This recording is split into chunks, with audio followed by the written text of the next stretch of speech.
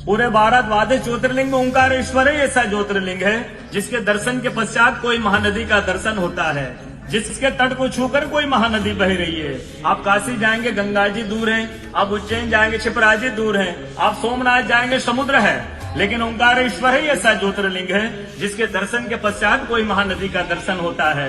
वो महानदी है रुद्रदेहाय विद्महे मैं कलकन्याज धीमहि तन्नो नर्मदा प्रचोदयात्। भगवान शंकर की देह से पसीने के बूंद से निकली है माँ नर्मदा।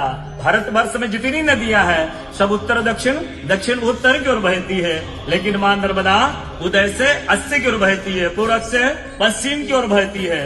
भारतवर्ष में जितनी नदियां हैं उसमें नर्मदा ही नदी ऐसी है जिनके जितने कंकर हैं सब शंकर है।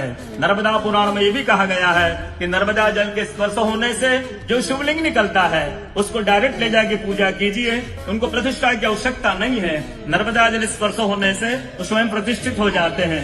अयोध्या में राम लला जी की जब स्थापना की गई थी तो नर्मदा का 2.5 फीट का नर्मदा का शिवलिंग राम जी के साथ अयोध्या में स्थापित किया गया था। और कहा गया है कि रेवा तटे तपम कुर्यात् मोक्षदायिनी गंगा। कलयुग में आपको तप करना है, नर्मदा किनारे जाइए, और मोक्ष करना है तो गंगा किनारे जाइए। रेवा तटे तपम कुर्यात् मोक्षदायिनी गंगा। तो नर्मदा किनारे एक संत का, तपस्या संत का अनुभव बताता हूँ जो वर्षों से नर्मदा किनारे रहे। जब वो देखते हैं सुबह 3 से 4 बजे ब्रह्म मुहूर्त में एक कोई माई आती है, नर्मदा स्नान करके लौट जाती है।